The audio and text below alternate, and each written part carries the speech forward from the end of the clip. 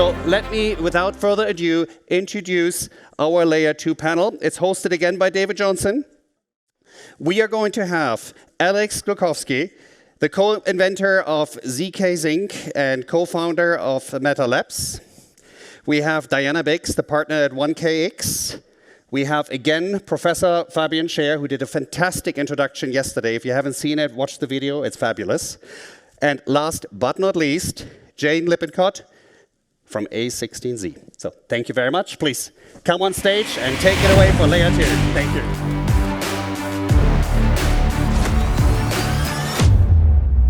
All right, wonderful. Well, David, before you get started, here are your notes. Here we go. And you want to make sure questions, submit them in the app, and they show up directly on that wonderful iPad over there. Absolutely. Well, perfect.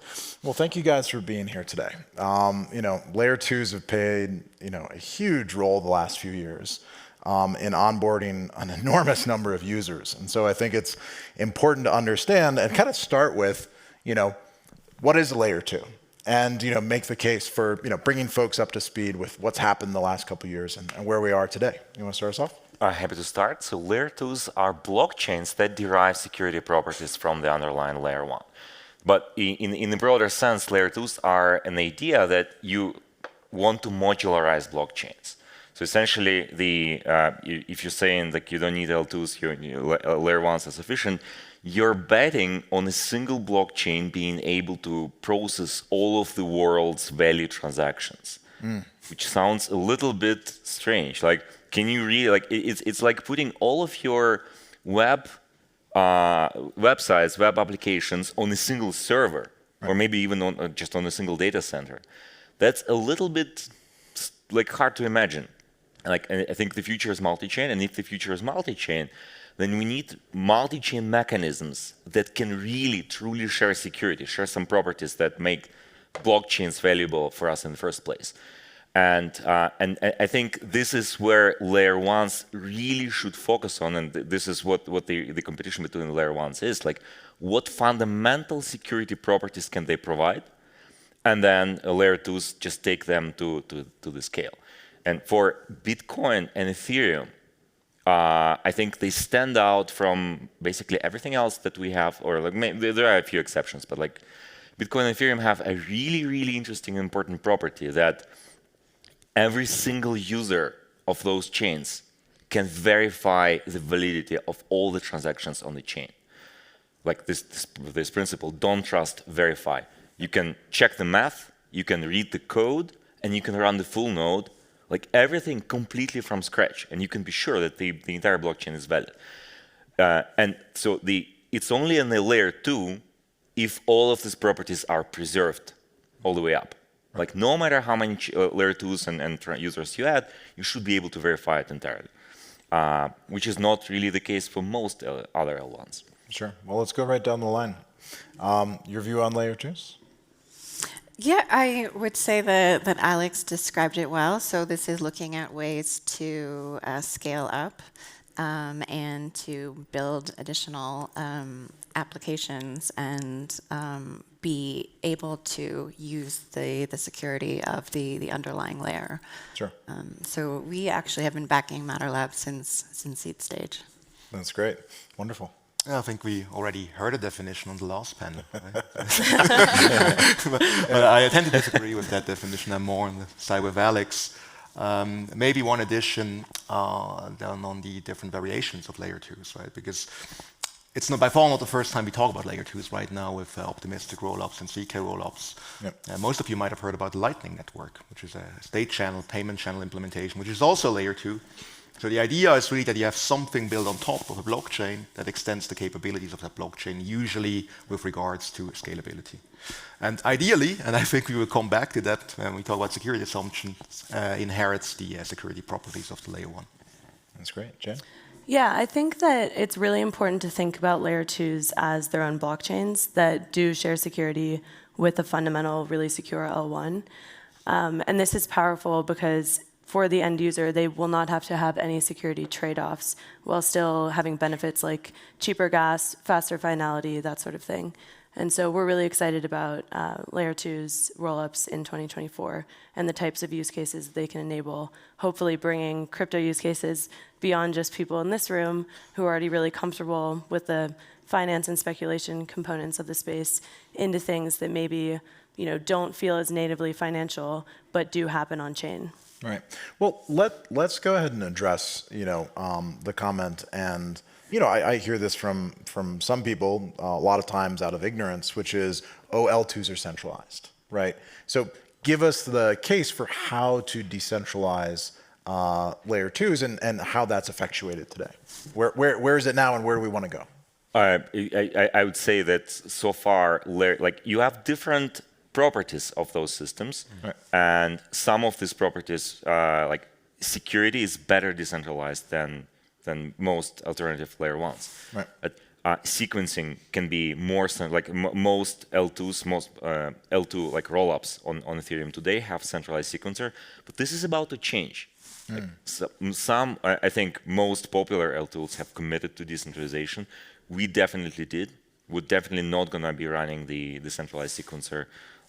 I believe that this is going to be the year where zkSync decentralizes and goes with, you can have a separate consensus of validators deciding, sequencing the blocks, and then those blocks are settling on layer 1. There is no fundamental reason why it should not be the case. It's just a matter of priorities.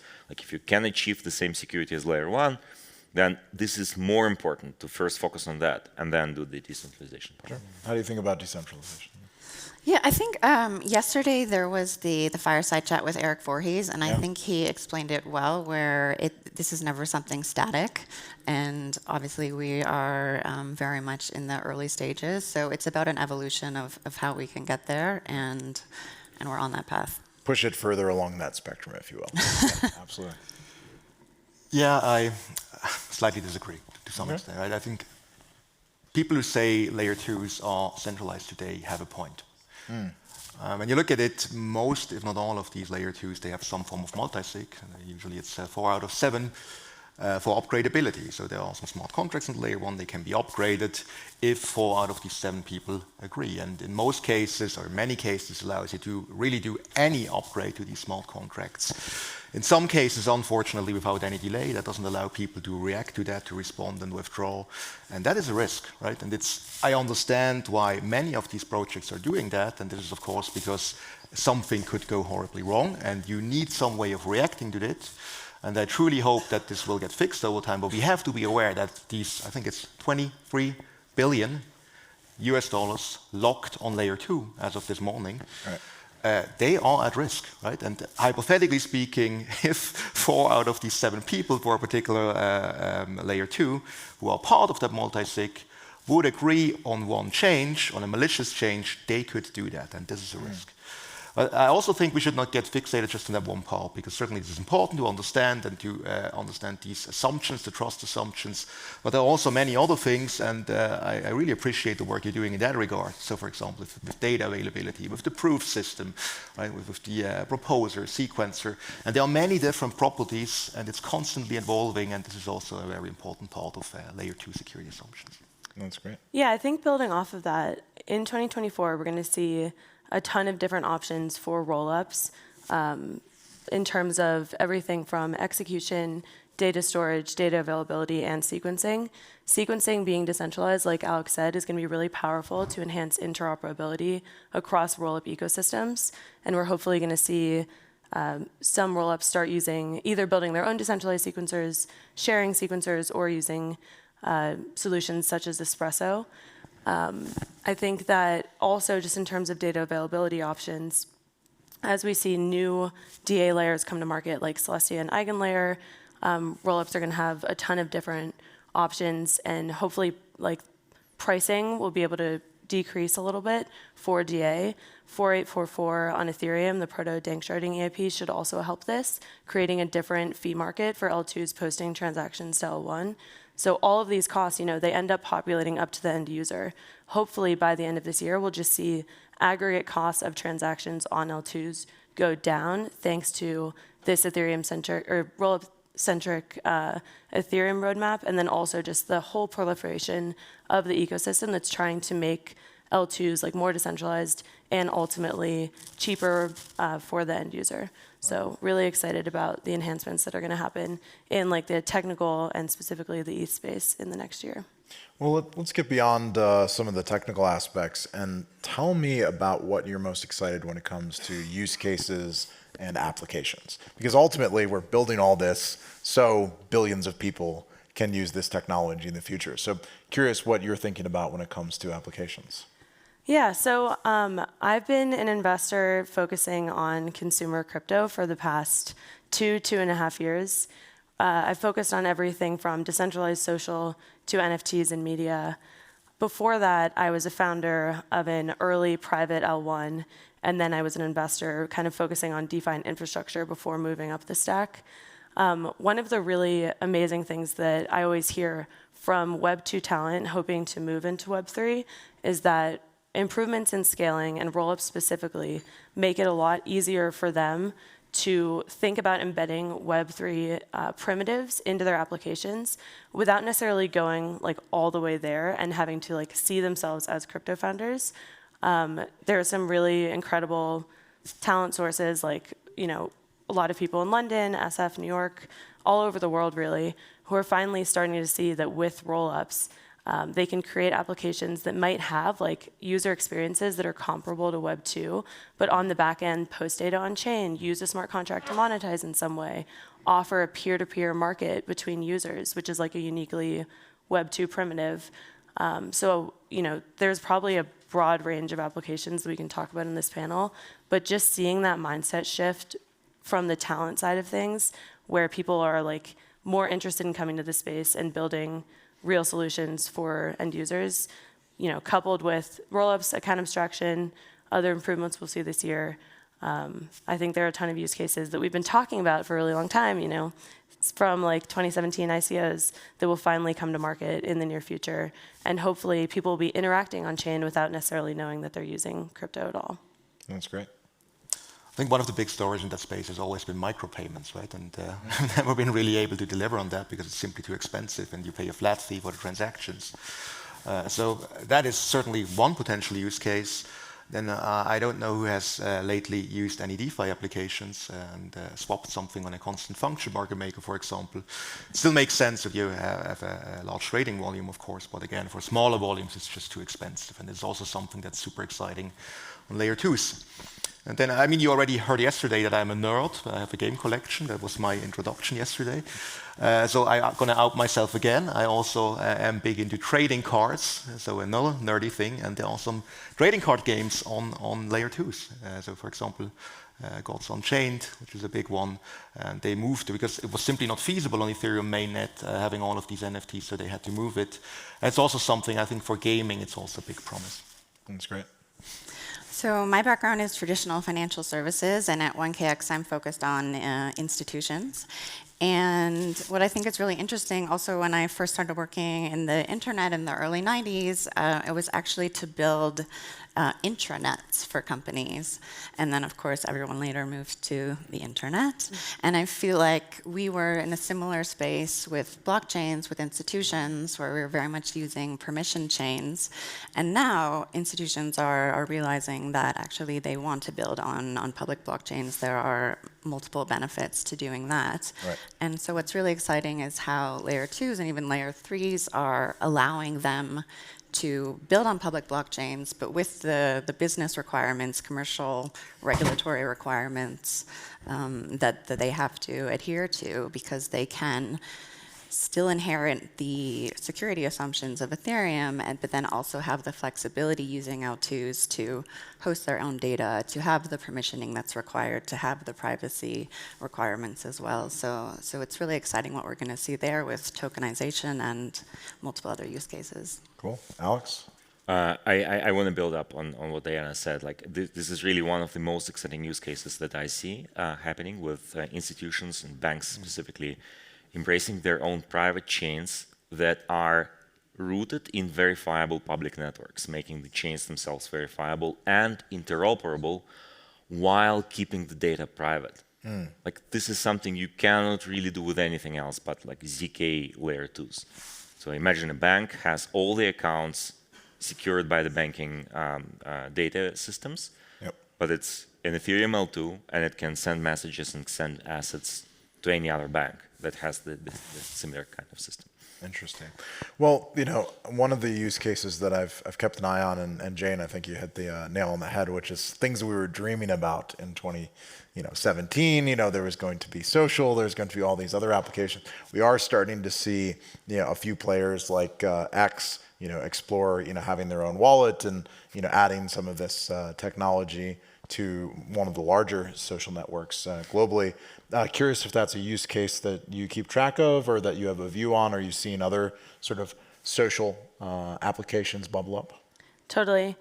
Yeah, and I think that the decentralized social conversation is really applicable to rollups because there are a lot of user actions that happen on social platforms. So like liking, sharing, retweeting, that could easily be like put on chain and could accrue to the user's profile, could like represent the relation between like a user and a company, a user and another user. And then there are also crypto native actions that should be happening on social platforms. Like I should be able to stake, some token or some NFT to be able to represent that I really respect someone, or that like I think this was one of the best tweets of the day. There have been many experiments in the DeSo space since 2017. Some have been more tokenized or more on-chain than others. Two ecosystems I spend a lot of time on today are Farcaster and Lens, which I think are both building really legitimate protocols for decentralized social. And we've already started to see like clients that are just happening natively launch on top of these two ecosystems. Right. I'll meet founders all the time that are, maybe they're not building like a social app in the first principle, but they're in some way using a Farcaster hub or signer. They're in some way like embedding Lens actions into their front end. And it's really powerful because at the end of the day, users then own all of the data that they're actually like producing on these platforms. I'm sure down the line, there are going to be interesting marketplace dynamics that emerge around that data. Privacy definitely comes into play as well in the future. But as more founders start experimenting with like ways to put data on chain that users are generating in apps, I think rollups are the obvious place to do this just because they are incredibly cheap. You don't necessarily need like immediate security guarantees. So yeah, this is always the spectrum of trade-offs between like immediate, very valuable transactions being secured by an L1 versus some rollup that is maybe an instance of a specific ecosystem that is just meant to compile likes and tweets and like post them at the end of the day. I think there's going to be a super interesting like multi-chain world where many different rollups are basically facilitating user needs and user transactions, hopefully in the next 2 years.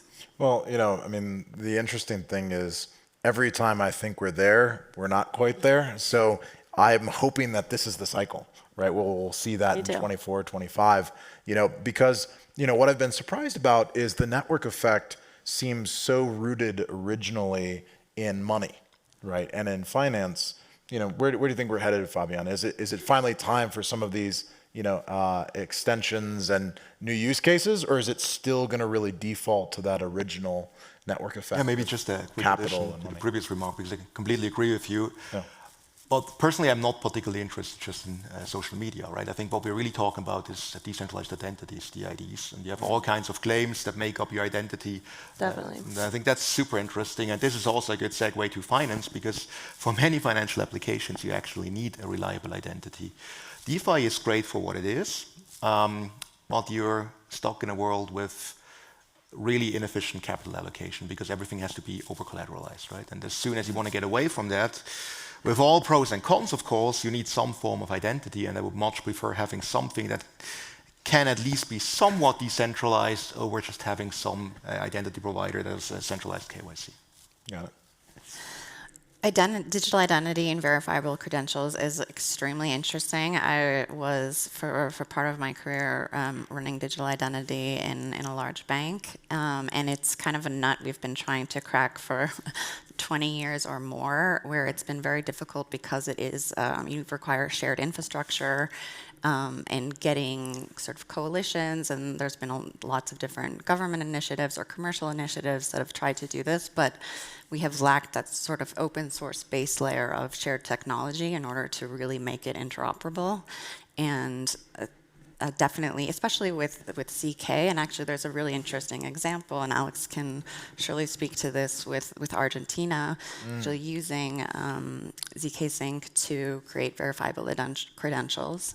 And this can bring that interoperability and also the privacy that's required, and then allow you to use that in the digital space. Well, I'd love to hear about that. You know, it's been amazing, the speed of reforms there. So curious about that initiative. Yeah, the project is called Quark ID. They start with Argentina. It's a cooperation between the Quark ID company and the government of the city of Buenos Aires. They're now expanding to Colombia and Mexico as well, and it's going to be a bigger network. And I definitely see this year as coming big of the big consumer use cases that were not possible before, just because the infrastructure of user experience was not ready, which starts with a wallet, and like it requires some functionality of the underlying blockchains to support, like we call it account abstraction, to support like more programmable identity, where the functionality of your wallet should be programmable, should have code, should be a smart contract, which you can change, you can upgrade, and you can add different things. And I think the wallets are still not quite there, but we see a few interesting developments being started, where now it's going to be possible on Ethereum, on layer 2s, definitely on zkSync, to use biometric authentication from your mobile devices, because we're going to be supporting cryptography compatible with the secure enclaves on your iPhone and Android phones. And with account abstraction, we're going to make it a lot easier to create the identities and wallets without bothering with things like your seed phrase. Like, you should not really be remembering your 24 words or like sharing it with your friends. It should work much more like your like Google ID works today, where you have like or your Apple ID, where it's on multiple devices. In order to add one device, you need to approve it from another one. But that is like the keys are distributed on devices and they never leave devices. You never have to write them down, because the moment you display them on the screen is the moment where the hackers can already capture it with the screen capture, etc. Right? So we're going to be seeing systems that are a lot more intuitive, a lot easier to use, where you don't have to have some additional currency, like in order to send virtual USD. And then you have to keep Ethereum, Ether, and like think of like some concepts like gas, etc. Very complex. Like all of that is going away this year, 100%. Fabian, you want to expand on that? Yeah, don't you think there's a certain trade-off between ease of use and security? And I'll give you an example, right? A really simple one with tokens, for example. Your wallet, your MetaMask wallet, whatever you use, can abstract away a lot of the more or less complex things like giving approvals. Could give infinite approvals, right? Then you don't have to bother every single time you transfer. You have your contract is calling transfer from, and so on. But the thing is, as soon as you start doing that, you have to rely on the technology, and you have to rely on the technology provider, and you cannot verify everything on your own. So I think there is a certain trade-off, and I'm somewhat worried that we take too many shortcuts in that regard. Love the question. I definitely believe that there is no trade-off between security and usability.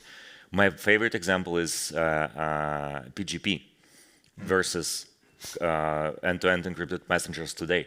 Like PGP was created as like this absolutely academically engineered super secure system in vacuum, but with zero thought to usability. And even cryptographers, the most advanced cryptographers in the world now admit, like we gave it a try, but like it's really unusable. Like managing those keys, creating these complex key chains, going to the signing parties, all of this is way too complicated to use.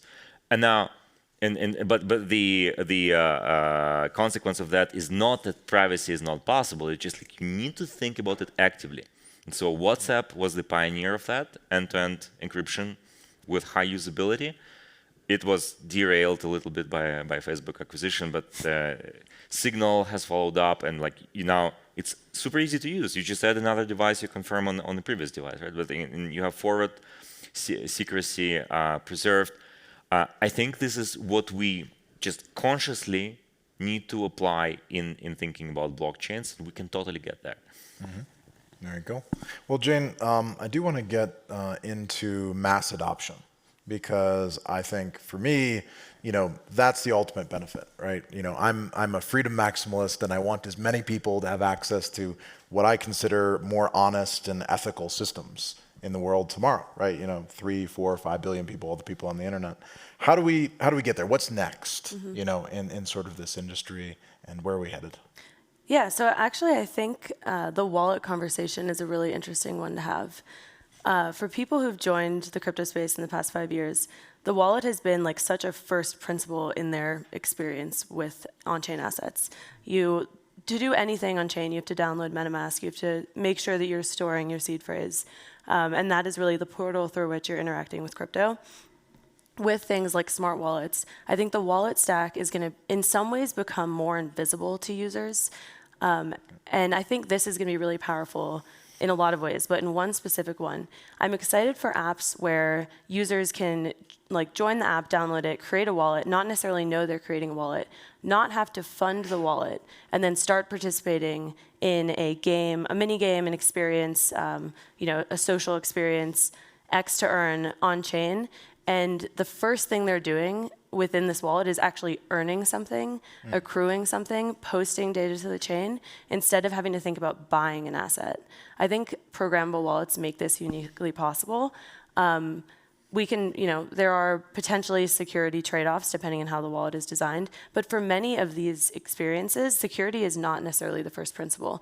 If the data, that is accruing,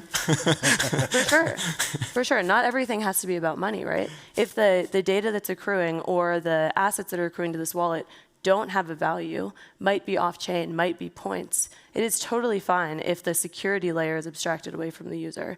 And then as they get deeper into the ecosystem, as they start spending, they can be prompted to take steps to further secure their wallet. They could be prompted to move to a different ecosystem. They can be given the seed phrase so that they have the right to exit. I fully believe in all of those things. I just don't know we have to throw them in the face of the user from the very beginning, especially when maybe the application they're engaging with is just meant to be fun first and not meant to be valuable first. Interesting. Yeah, this might be the finance guy speaking, but I think everything has a value, even if it's just stealing the identity, right? And if you don't secure an account properly, then things like we're seeing on Twitter right now can happen. It's not a good idea.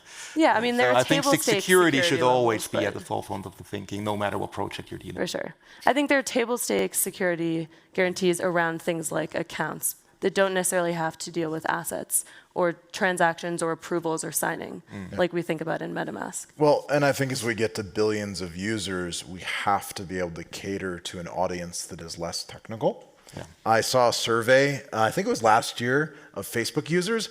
Half of Facebook users were unaware the Facebook app used the internet to provide the service to them. What does that have to do with, because people associate browsers and things with the internet. It magically showed up but that's how you get 3 billion users, right? And that's okay. Not everyone's going to learn the protocols and the details. And so, I very much agree that we have to have an entry point for the 3 billionth person and not just for the 300 million we have today. But other thoughts on mass adoption? Where are we headed? I want to double the thought. Like when we started Meta Labs 5 years ago, I was looking at the problems that we need to solve to get to mass adoption, and there were 3 things: scalability, UX, and security. Yep. And we're still there. We're still solving all of them. This is my passion as well. Like my Twitter bio says, I'm freedom maximalist. Yeah. So I think to get to the mass adoption, we need to focus on the financial use case, because that's the one that gives people most motivation, most incentives to actually go and promote things they're using and expand it. And this is what we see with crypto. This is why crypto is so powerful, because it's a massive incentive alignment mechanism using those tokens and like memberships in these communities. And like we need to solve user experience on the just usability side of things, but we also need to solve security in a way that is compatible with self-custody and is compatible with those principles of freedom that we're embodying there.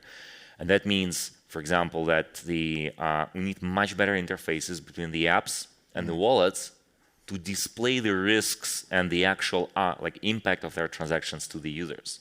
So it should not be possible to just do one wrong click and lose all of your assets, because you do like an infinite approve of your ERC20 token. You should always see exactly what is like the scope of action should be always limited. If you want to like interact with, I don't know, one ETH with this smart contract, it should clearly display to you in the wallet, just like you only approve one ETH for this transaction, and if something, like if the contract tries to do something else, it should fail. The transaction should fail.